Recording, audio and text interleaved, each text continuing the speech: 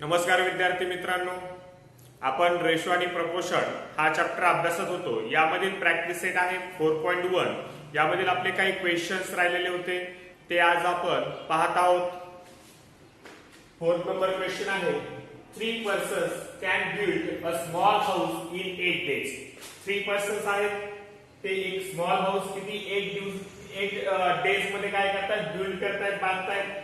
To build the same house, त्याच प्रकारचा house in 6 days, जर 6 दिवसात बांधायचं असेल तर how many persons are required. तर यासाठी किती पर्सन्सची आवश्यकता आहे पहा. या ठिकाणी काय दिले आपल्याला, तर या ठिकाणी 3 पर्सन्सला काय लागतायत, 8 डेज लागतायत. तर या ठिकाणी 6 डेज मध्ये जर पूर्ण करायचं असेल म्हणजे आपल्याला या ठिकाणी डेज काय होणार आहेत, कमी होणार आहेत. तर या ठिकाणचे पर्सन्स आपल्याला काय, हाऊ मेनी पर्सन्स रिक्वायर्ड आपल्याला असे विचारलेलं आहे. तर या ठिकाणी पहा, let x number of persons are required. जर आपण x नंबर, x म्हणजे x पर्सन्स आपण काय केले या ठिकाणी असे समजले की x पर्सनची या ठिकाणी आवश्यकता आहे असं समजलं. तर या ठिकाणी पहा, therefore the number of persons and number of days in inverse proportion.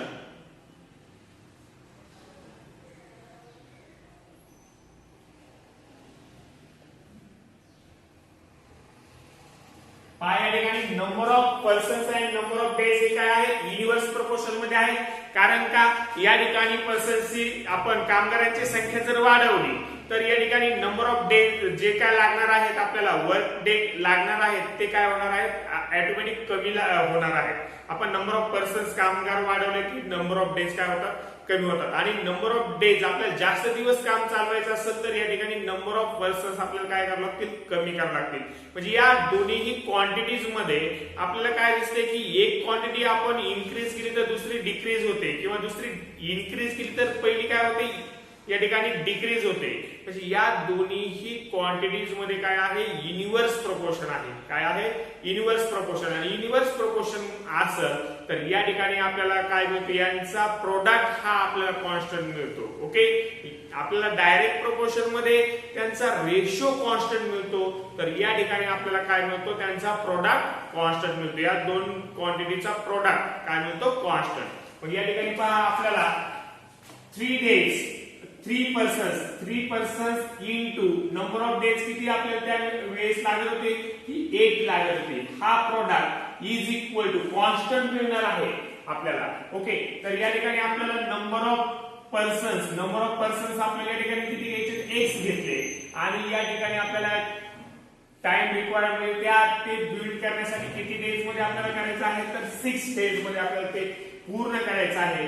6 days मध्ये पूर्ण करायचं असेल तर नंबर ऑफ पर्सन्स आपण किती घेतलेला आहे, x आपण मानलेला आहे. या ठिकाणी x ची व्हॅल्यू आपण फाइंड आउट करणार आहोत. पहा या ठिकाणी काय मिळतंय, तर या ठिकाणी 8 3 जा 24 is equal to x into 6. या ठिकाणी x ची व्हॅल्यू काढायची, x इज इक्वल टू हा आपल्याला 6 या ठिकाणी इंटू होता, तो काय होईल, या ठिकाणी डिवाइड होईल. 24 ला काय होईल, तो divide. x is equal to काय मिळतंय, तर या ठिकाणी पहा 4 मिळतात. काय मिळतात, 4. x ची व्हॅल्यू 4 मिळते. x ची व्हॅल्यू आपण कशाबद्दल मानली, तर number of person required. therefore 4 persons are required to build the house in 6 days. जर आपल्याला ते हाऊस 8 दिवसाऐवजी 6 दिवसामध्ये कंप्लीट करायचं असेल तर या ठिकाणी आपल्याला काय करायचंय, ते नंबर ऑफ पर्सन्स वाढवावे लागणार आहे.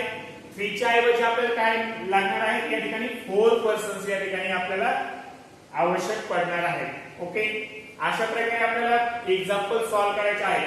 सुरुवातीला आपल्याला ते जे काय दिलेले नंबर्स आहेत, क्वांटिटी आहे, ही क्वांटिटी कुठल्या प्रोपोर्शन मध्ये आहे हे आपल्याला ओळखायचं आहे. आणि दिलेल्या प्रोपोर्शन मध्ये मग आपल्याला ते त्यांचा रेशो कॉन्स्टंट आहे की त्यांचा प्रोडक्ट कॉन्स्टंट आहे हे आपल्याला समजेल. ओके, हे समजल्यानंतर आपल्याला त्या व्हॅल्यूज आपल्याला काय करता येतील, आपल्याला पुटअप करता येतील आणि त्यावरून आपल्याला काय या ठिकाणी आपल्याला व्हॅल्यूज फाइंड करता येतील. ओके, नेक्स्ट क्वेश्चन आहे, convert the following ratios into percentages. आपल्याला हे जे रेशो दिलेले आहेत हे रेशो आपल्याला काय करायचे आहे, पर्सेंटेज मध्ये आपल्याला कन्वर्ट करायचे आहे. पर्सेंटेज मीन्स आपल्याला माहित आहे, पर्सेंटेज मीन्स या ठिकाणी डिनोमिनेटर 100. म्हणजे या ठिकाणी आपला डिनोमिनेटर काय बनवायचं, या ठिकाणी 100 बनवला म्हणजे आपल्याला काय मिळाले, पर्सेंटेजेस मध्ये ते कन्वर्ट झाले. तर फर्स्ट एक्झाम्पल घेऊ, 15:25.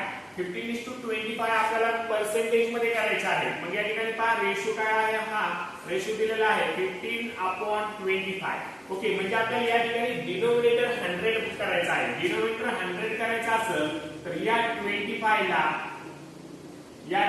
आपण या ठिकाणी डिनोमिनेटर समजा आपण 100 समजलंय, तर या 25 ला आपण कशाने मल्टिप्लाय करणार आहोत या ठिकाणी पहा. तर 25 ला आपल्याला काय करावं लागेल, या ठिकाणी 4 ने काय करावं लागेल, मल्टिप्लाय करावं लागेल.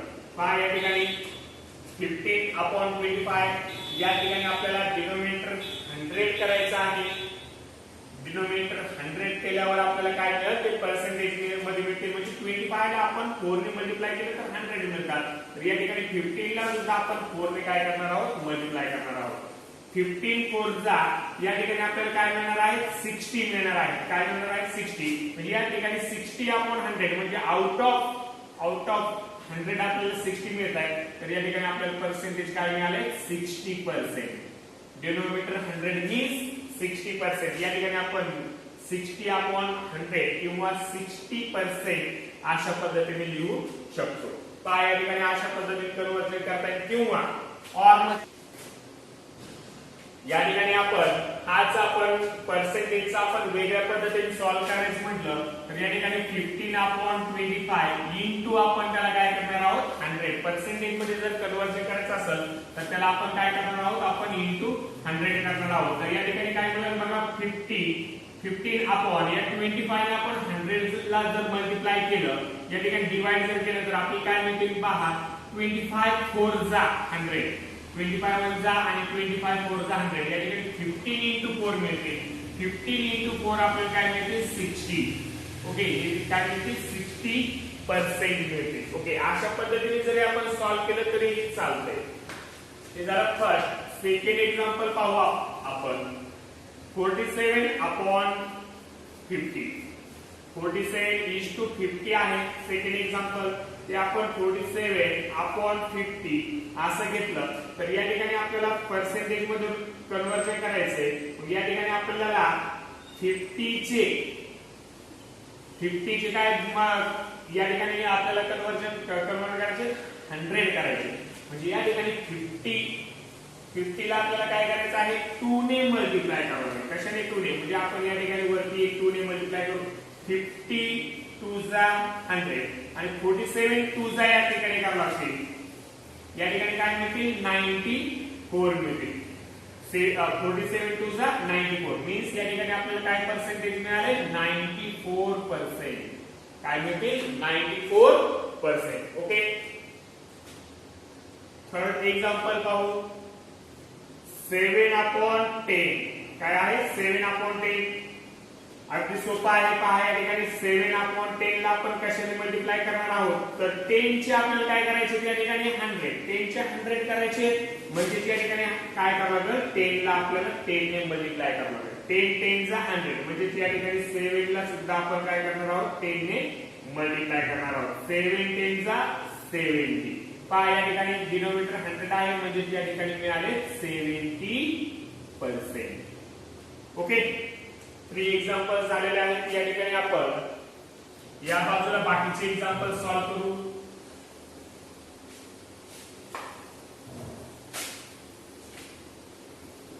फोर नंबर एक्झाम्पल आहे 546/600. तर या ठिकाणी पहा काय करता येईल आपल्याला या ठिकाणी. तर या ठिकाणी आपल्याला या ठिकाणी डिनॉमिनेटर जर 100 करायचा असेल तर पहा या ठिकाणी डिनॉमिनेटर जर 100 करायचा असेल तर या ठिकाणी आपल्याला मल्टिप्लाय करून जमणार नाही, तर या ठिकाणी आपण काय करणार आहोत, डिवाइड करणार आहोत. तर या ठिकाणी 600 च्या 100 करण्यासाठी आपल्याला काय करावं लागेल, 6 ने डिवाइड करावं लागेल. कशाने, 6 ने जर आपण 600 ला डिवाइड केलं तर आपल्याला काय भेटतात 100. म्हणजे या ठिकाणचा हा नंबर आहे न्यूमरेटरला, याला पण आपण काय करणार आहोत, 6 ने डिवाइड करणार आहोत. पहा आपण 6 ने डिवाइड करून घेऊ. एका बाजूला पहा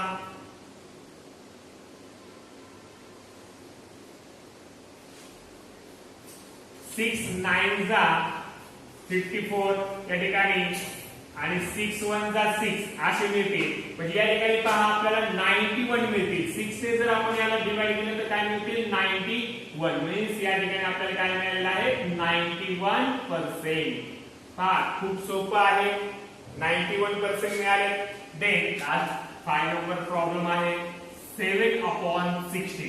ओके, याचं कन्वर्जन आपल्याला पर्सेंटेज मध्ये करायचंय. म्हणजे डिनॉमिनेटर 100 करायचं असेल या ठिकाणी 16 चा डिनॉमिनेटर आपल्याला 100 लवकर मिळणार नाही. मग आपण या ठिकाणी काय करणार आहोत, जो दिलाय रेशो त्या रेशोला आपण काय करणार आहोत, या ठिकाणी 100 ने मल्टिप्लाय करणार आहोत.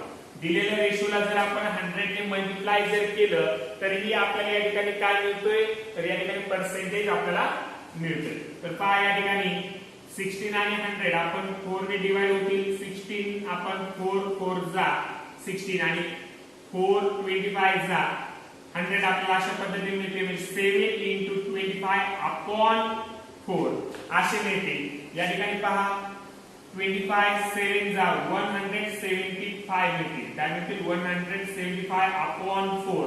आणि या ठिकाणी आपल्याला पर्सेंटेज मिळून जाईल. 175/4 ने डिवाइड करू. पहा 4 जा 60 1 कॅरी मिळेल. या ठिकाणी 15 4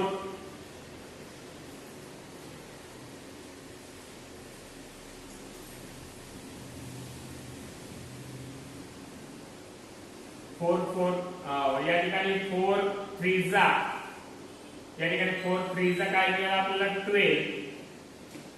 या ठिकाणी 3 कॅरी राहतो. या ठिकाणी 3 आपल्याला रिमाइंडर राहील. या ठिकाणी पॉइंट दिला 0 घेतला. 4 7 जा 28. या ठिकाणी 2 आपल्याला या ठिकाणी रिमाइंडर मिळेल. या ठिकाणी पुन्हा आपण याच्यावरती 0 घेतला, पॉइंट घेतलेला आहे.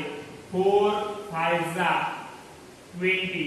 या ठिकाणी आपल्याला पूर्ण 43.75% असे मिळून जातील. पहा या ठिकाणी. ओके, पहा या ठिकाणी पाहून घ्या पुन्हा 7/16 या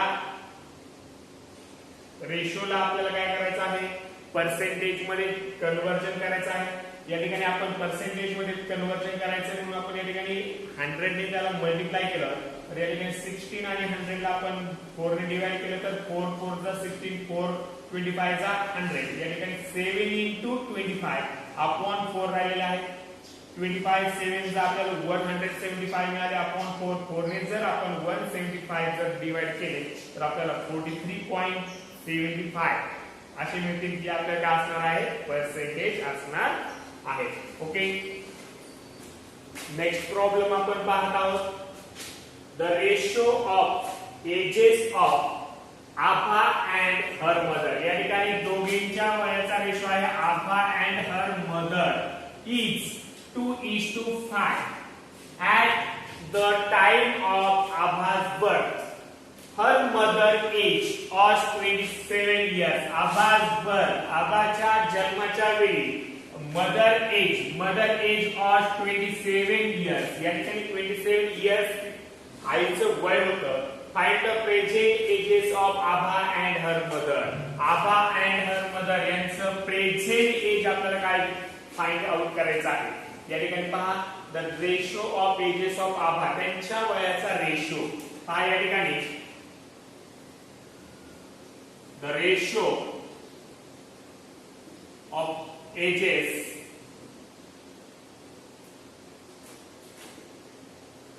आभा and her mother is 2:5. 2:5 त्यांच्या वयाचा रेशो आहे. Therefore the present age B age of Abha B 2x. या ठिकाणी कॉमन मल्टिपल यूज केला तर आबाचं वय या ठिकाणी 2x मिळेल. And present age of Abha's mother B 5x. आपल्याला आबाच्या आईचं वय काय मिळेल 5x मिळेल. ओके.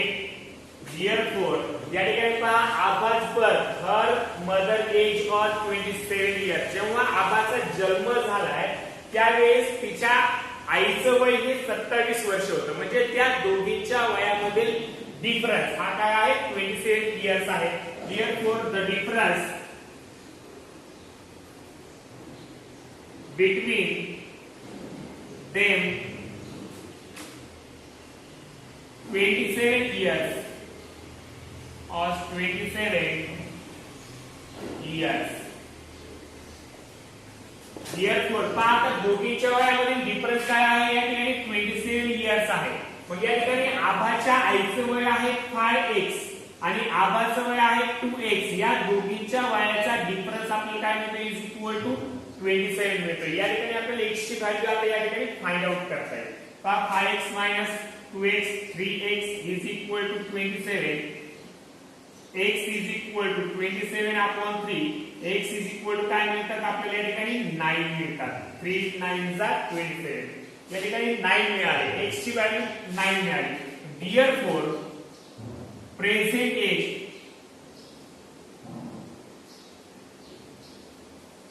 of Abha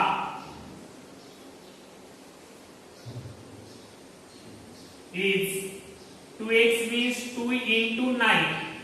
9 2 जा 18 years. या ठिकाणी आबाचं वय आपल्याला काय मिळालं 18 इयर्स मिळाले. तिचा वयाचा रेशो 2x म्हणजे ती 2x ची आहे. या ठिकाणी x ची व्हॅल्यू आपल्याला 9 मिळालेली आहे म्हणजे 9 2 जा 18 इयर्स मिळाले. And present age of Abha's mother is 5x आहे. 5x means 5 into 9 is equal to 45 years. आपल्याला या ठिकाणी आबाच्या आईचं वय हे 45 इयर्स मिळालेलं आहे आणि आबाचं एज आपल्याला काय मिळालेलं आहे 18 इयर्स मिळालेलं आहे. आणि आपण हे काय करणार आहोत यानंतर फुल सेंटेन्स मध्ये लिहिणार आहोत. The present age of Abha and her mother is 18 years and 45 years respectively. Okay. अशा पद्धतीने आपण हा क्वेश्चन काय करणार असे क्वेश्चन आपण सॉल्व्ह करणार आहोत. 7 नंबर प्रॉब्लेम आहे. Present ages of Vatsala and Sara are 14 years and 10 years respectively. After how many years the ratio of their ages will become 5:4. या ठिकाणी वत्सला अँड सारा या दोघींचे प्रेझेंट एज दिले. वत्सला आहे 14 इयर्स अँड सारा आहे 10 इयर्स.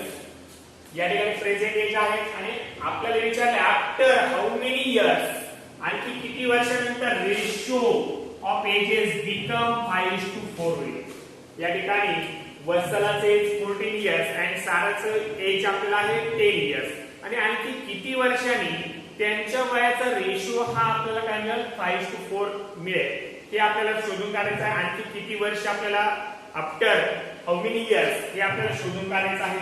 या ठिकाणी पहा present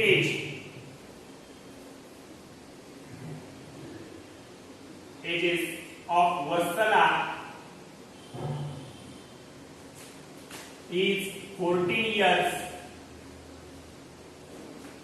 Present age ages of Sarah is 10 years. आणि या ठिकाणी आफ्टर हाऊ मेनी इयर्स असे विचारलं आहे. Therefore after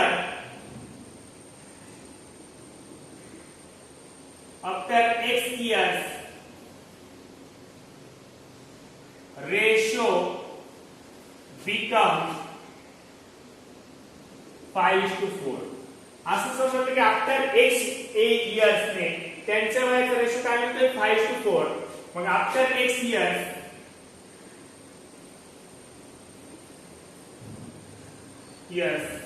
ages b काय मिळते त्यांचे पहा.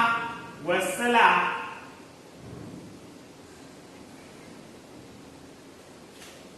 b 14 plus x years.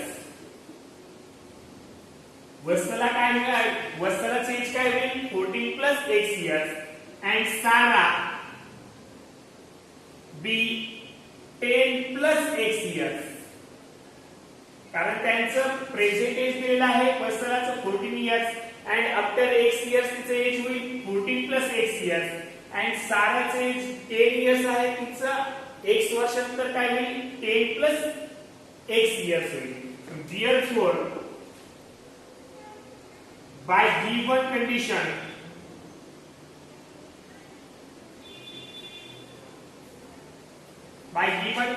काय कंडिशन आहे after x year ratio become 5:4 मिळतोय. मग आपल्याला त्यांच्या एजचा रेशो काय मिळतोय आफ्टर x इयर 5:4. म्हणजे आपण एजचा रेशो घेऊ 14 plus x 10 plus x is equal to काय मिळतोय आपल्याला 5:4 मिळतोय. या ठिकाणी पहा अशा पद्धतीने जेव्हा आपण इक्वेशन आपण राईट डाऊन करणार आहोत या वेळेस आपल्याला काय करायचं आहे या ठिकाणी क्रॉस मल्टिप्लिकेशन करायचं आहे. क्रॉस मल्टिप्लिकेशन करून आपण सॉल्व्ह करू. या ठिकाणी 14 4 जा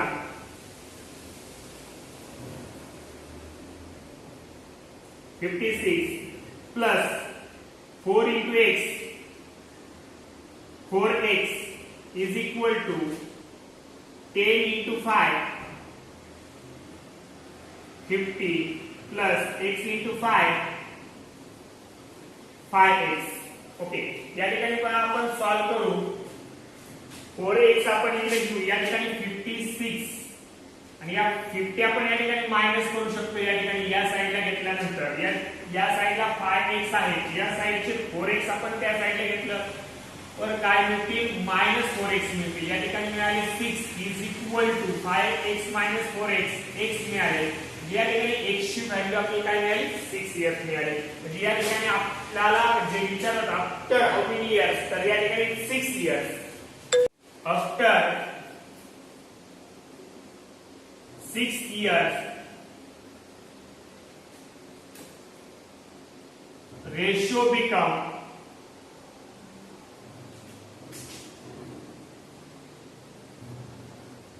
5:4. After 6 years ratio become 5:4. म्हणजे आणखी 6 वर्षांनी त्यांच्या एजेसचा रेशो काय होणार आहे 5:4. ओके 8 नंबर प्रॉब्लेम आहे the ratio of present ages of Rehana and her mother is 2:7 years. 2:7. After 2 years the ratio of their ages will be 1:3. What is Rihanna's present age? या ठिकाणी काय सांगितले पहा या ठिकाणी आपल्याला प्रेझेंट एजचा रेशो दिलेला आहे. रेहाना अँड हर मदर यांच्या प्रेझेंट एजचा रेशो आहे 2:7. आफ्टर 2 years आणखी 2 वर्षानंतर the ratio of their ages आणखी 2 वर्षानंतर त्यांच्या वयाचा रेशो काय होणार आहे या ठिकाणी 1:3 होणार आहे. तर या ठिकाणी सोल्युशन पाहू आपण. पहा या ठिकाणी present age ratio of present edges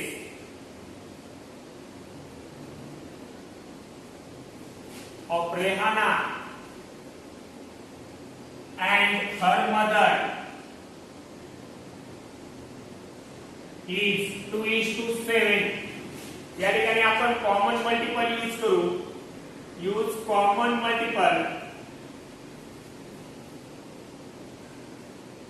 x use करू. therefore present age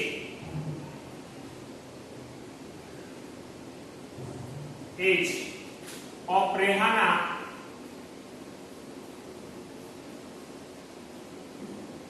is 2x and present age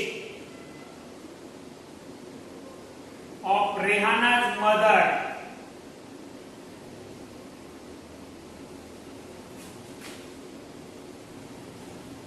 is 7x. या ठिकाणी प्रेझेंट एज आपल्याला रेहानाचा आहे 2x and मदरचा आहे 7x after 2 years.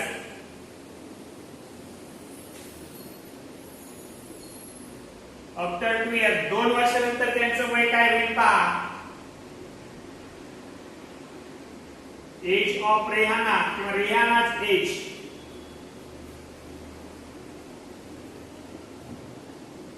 age 2x plus 2 years and her mother's age 7x plus 2 years. या ठिकाणी present age आहे 2x आणि 7x आणि आफ्टर 2 इयर्स यामध्ये आपण काय केले 2x मिळवला आहे. ओके. बाय गिव्हन कंडिशन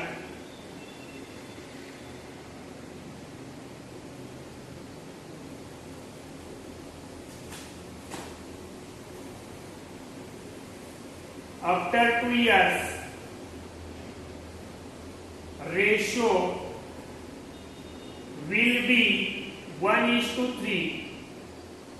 या ठिकाणी आपल्याला 2 वर्षानंतरचा रेशो या ठिकाणी 2 वर्षानंतरचं एज आपण घेतलेलं आहे.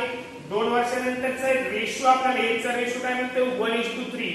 म्हणजे या ठिकाणी आपल्याला त्यांच्या वयाचा रेशो द्यावा लागेल 2x plus 2 upon 7x plus 2 यांचा रेशो आपल्याला या वयाचा रेशो काय मिळतोय 1:3 मिळतोय. काय मिळतोय 1:3 means 1/3. ओके. या ठिकाणी x ची व्हॅल्यू आपल्याला काढायची आहे. क्रॉस मल्टिप्लिकेशन करू 3 2 जा 6x plus 3 2 जा 6 is equal to 7x into 1 7x plus 2 1 जा 2. या ठिकाणी पहा 6x आपण इकडे घेऊ हे 6 या ठिकाणचे 2 मायनस या ठिकाणी होते is equal to 7x 6x आपण इकडे मायनस करू. ओके.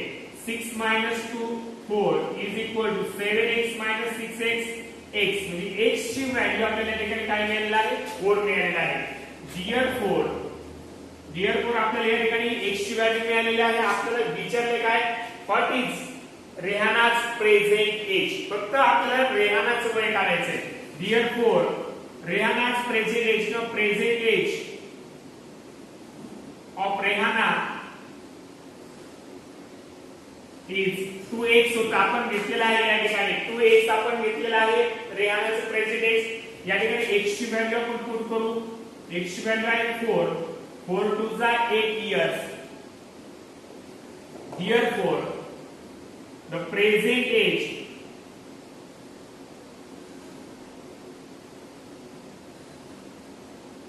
या ठिकाणी age present age of Rehana is 8 years. रेहानाचं प्रेझेंट एज काय आहे 8 years आहे. ओके.